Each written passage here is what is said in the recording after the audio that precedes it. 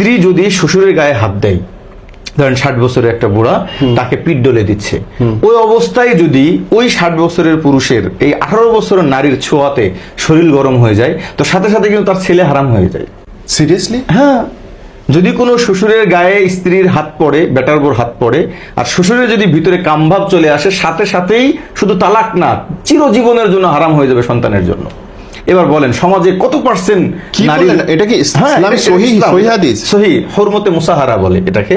ওরে আমি আপনাকে একটা গুরুত্বপূর্ণ মাসলা আলোচনা করি, সেটা হলো যে ইসলামের একটা বিধান হলো যে যদি কোনো মেয়ের বাবার সাথে টাচ লাগে এবং সেটা কোনো কাপড় ছাড়া, এমনি টাচ লাগলো, অনেক সময় ব্লাউজে পরে থাকে এখানে ধরে উঠাচ্ছে, জি, বাবার মেয়ের, জি, অথবা কখনো ছেলের যদি মায়ের সাথে এমন ঘটে যায়, মার পাশে বসছে এক লেপের মধ্যে মানে বসে টিভি দেখতেছে, অথবা শাশুড়ির সাথে যদি কাপড় ছাড়া কোনো টাচ লেগে যায়, অথবা বেটার বোর যদি শ্বশুরের সাথে টাচ লেগে যায়, এই 4 ধরনের মানুষের কোনো একটা ঘটে গেলে সাথে সাথে ছেলের যদি টাচ লাগে বাবার সংসার হারাম। হ্যাঁ, যদি বেটার বোর টাচ লাগে তাহলে জামাইয়ের সংসার হারাম। হ্যাঁ, যদি শাশুড়ির টাচ লাগে তাহলে নিজের মেয়ের সংসার হারাম। হ্যাঁ।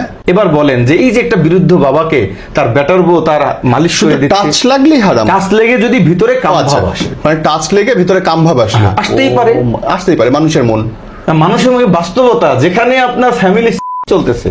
আল্লাহ মাফ করুন, but it is true. It's true.